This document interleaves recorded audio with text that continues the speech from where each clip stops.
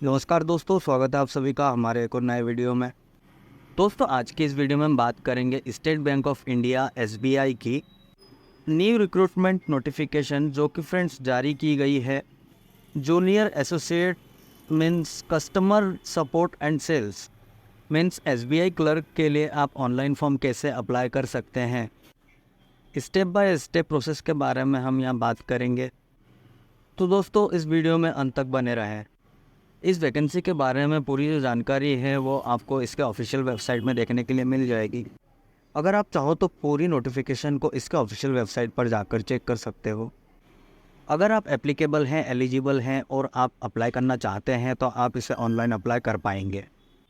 बात करें दोस्तों इसके ऑनलाइन प्रोसेस के बारे में, तो अगर आपने हमारा चैनल सब्सक्राइब नहीं किया है तो सब्सक्राइब करें, लाइक करें, शेयर करें, जिससे आने वाले हर एक वीडियो का नोटिफिकेशन आपको मिल सके।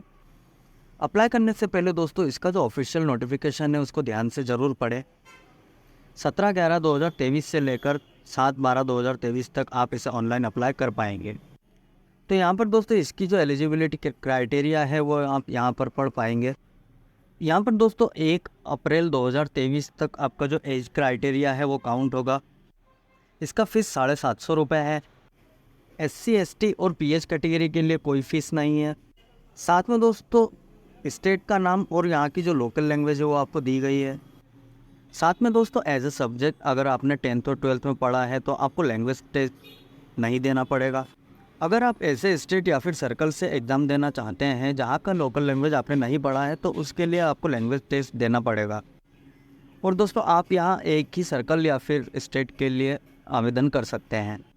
एलिजिबिलिटी क्राइटेरिया जो है दोस्तों वो आपका ग्रेजुएशन किसी भी डिसिप्लिन से हो, आप उसके लिए ऑनलाइन आवेदन तो कर सकते हो। और आपका रिज़ल्ट नहीं भी आया है तो भी आप आवेदन कर सकते हैं। लेकिन ध्यान रखिएगा इसका जो कट ऑफ डेट है वो 31/12/2023 है। इस डेट तक आपका जो रिज़ल्ट है वो आ जाना चाहिए, तो ही आप इसमें एप्लीकेबल होंगे।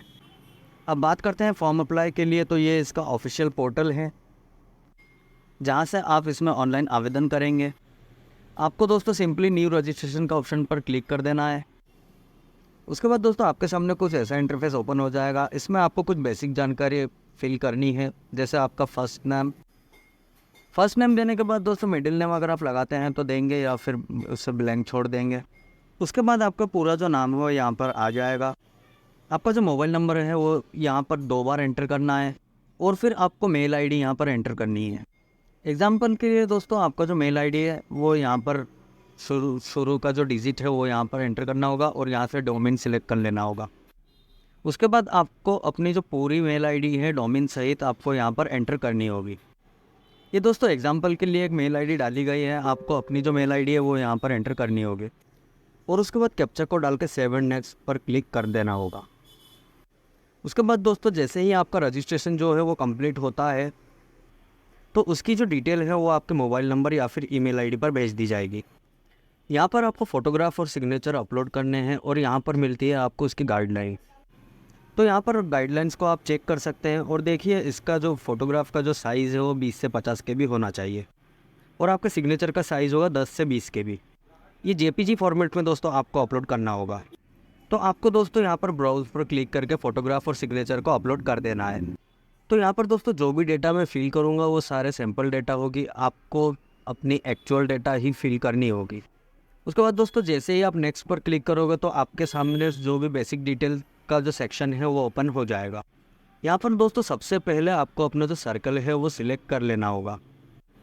अगर आपको सर्कल का नहीं पता है तो आप उसको नोटिफिकेशन में जाकर चेक कर सकते हैं। जैसे ही दोस्तों आप सर्कल को चूज़ कर लोगे तो उसके बाद आपके सामने स्टेट का ऑप्शन आ जाएगा। आपको अपना जो स्टेट है वो चूज़ कर लेना होगा।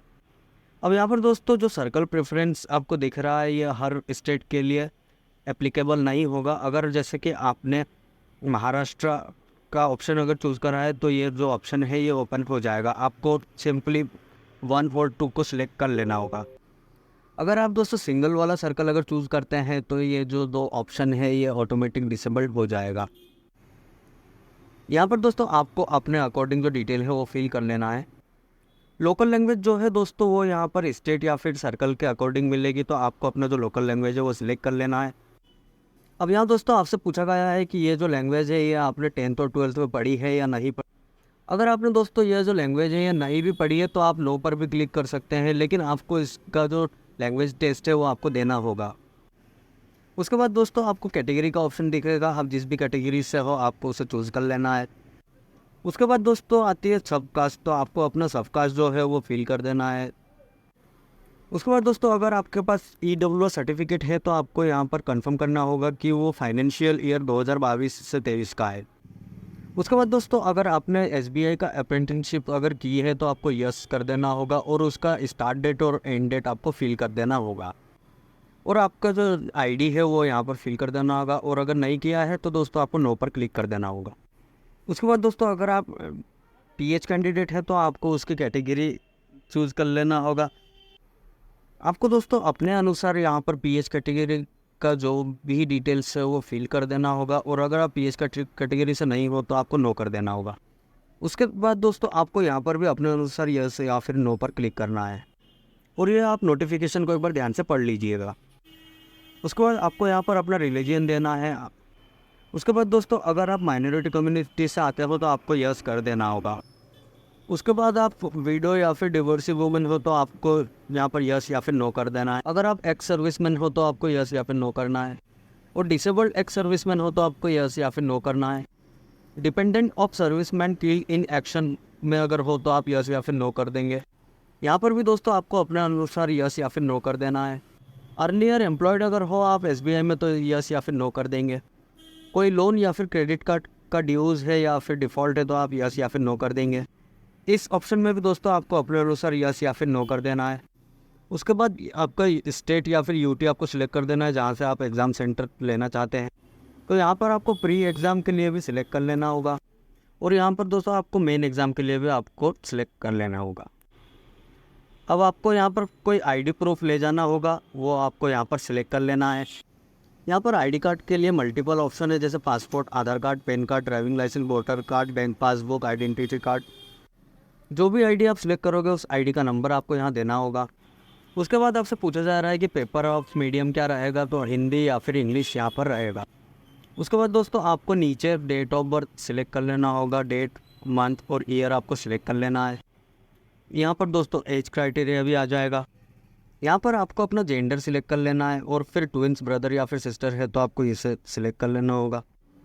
अगर आप दोस्तों आप यहाँ पर यस को सिलेक्ट करते हैं तो आपको उनका जेंडर और नाम यहाँ पर देना होगा, और फिर आपको अपना मैरिटल स्टेटस सिलेक्ट कर लेना होगा। उसके बाद दोस्तों आपको अपना फादर नेम जो है वो डालना है। तो दोस्तों आपको यहाँ पर अपना फादर का जो नाम है, फर्स्ट नेम, मिडिल नेम और लास्ट नेम एंटर कर देना होगा। ऐसे ही दोस्तों आपको अपना मदर का नाम भी आपको सिलेक्ट कर लेना होगा। उसके बाद दोस्तों आपको अपना जो कॉरेस्पॉन्डेंस एड्रेस है उसे फिल करना है। कॉरेस्पॉन्डेंस का मतलब है दोस्तों प्रेजेंट एड्रेस, तो जो भी आपका प्रेजेंट एड्रेस है वो देंगे। उसके बाद आपको अपना डिस्ट्रिक्ट और स्टेट और पिन कोड डाल देना है। अगर प्रेजेंट और परमानेंट एड्रेस सेम है तो आप सेम एज पर क्लिक कर देंगे। अलग अलग है तो दोस्तों आप अलग अलग एंट्री कर सकते हैं। यहाँ पर दोस्तों GST के लिए भी आपको कॉरेस्पॉन्डेंस एड्रेस या फिर परमानेंट एड्रेस सिलेक्ट कर लेना है, लेकिन दोस्तों यहाँ पर SC ST के लिए कोई फ़ीस नहीं लगती है, इसलिए यहाँ पर नील का ऑप्शन आ जाएगा।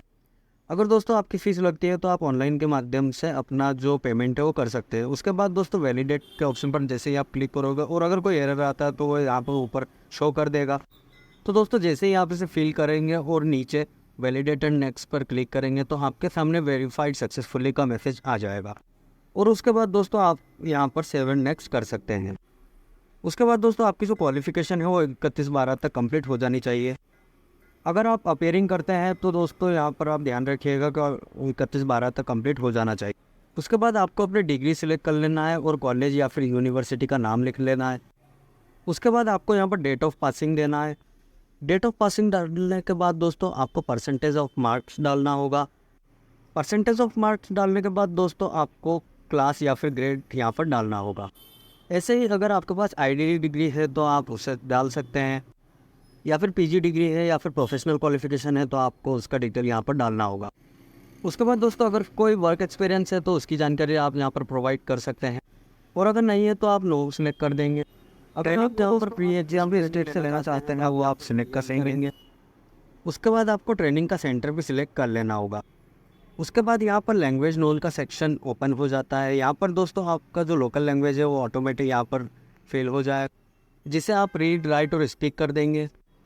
बाकी अगर आप चाहे इंग्लिश, उर्दू या फिर कोई सा भी लैंग्वेज आप यहाँ पर एंटर कर सकते हो। उसके बाद वैलिडेट के ऑप्शन पर क्लिक करके 7 नेक्स्ट के ऑप्शन पर क्लिक कर देना होगा।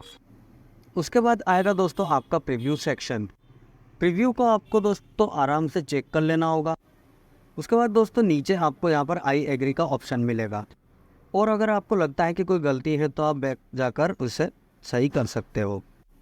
उसके बाद दोस्तों और भी 2 ऑप्शन मिलते हैं। इसमें पहला जो ऑप्शन है उसका मतलब यह है कि आपने जो भी नाम भरा है वो एग्जैक्टली मैच करता है आपके आईडी के साथ। और अगर आपका नाम जो है वो आपने चेंज कर दिया है तो आप डॉक्यूमेंट्री प्रूफ लेकर आएंगे एग्ज़ाम सेंटर पर।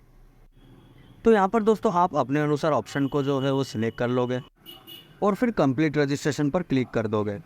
बस ये ध्यान रखिएगा कि यहाँ से रजिस्ट्रेशन को कंप्लीट करने के बाद आप एडिट नहीं कर सकते हैं, तो इसलिए सोच समझ कर करिएगा। उसके बाद अगले पेज में दोस्तों आपको अपना लेफ्ट थंब इम्प्रेशन जो है उसे चूज़ कर लेना होगा। और उसके बाद आता है दोस्तों हैंड राइटिंग डिक्लेरेशन, जो कि आपको नोटिफिकेशन में देखने के लिए मिल जाएगा।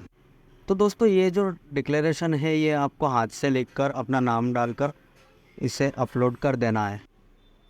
तो यहाँ पर दोस्तों एग्जाम्पल के लिए मैं एक डिक्लेरेशन आपको अपलोड करके दिखा देता हूँ। आपको इस प्रकार से डिक्लेरेशन लिखकर उसे अपलोड कर देना होगा। डिक्लेरेशन को भी दोस्तों चूज़ करके अपलोड कर देना है और उसके बाद कैप्चा कोड डालकर यहाँ पर 7 नेक्स्ट पर क्लिक कर देंगे। तो यहाँ पर दोस्तों डाटा सेव करने के बाद आपको प्रिंट एप्लीकेशन का जो ऑप्शन है वो देखने के लिए मिल जाएगा। यहाँ से आप अपने एप्लीकेशन को प्रिंट कर सकते हैं और यहाँ से आप अपने एप्लीकेशन को सेव करके भी रख सकते हैं फ्यूचर यूज़ के लिए, फ्यूचर रेफरेंस के लिए। अगर आपको जो पेमेंट लगता है तो आप ऑनलाइन के किसी भी माध्यम से अपना पेमेंट कटवा सकते हैं। तो दोस्तों यहाँ पर जो प्रोसेस है वो मैंने आपको बता दी है स्टेप बाय स्टेप कि आप कैसे फॉर्म को फिल कर सकते हैं। अगर आपको दोस्तों हमारा ये इन्फॉर्मेशन पसंद आया हो तो प्लीज़ लाइक, सब्सक्राइब और शेयर ज़रूर कीजिए। बाकी की जानकारी के लिए दोस्तों बने रहिए हमारे यूट्यूब चैनल पर।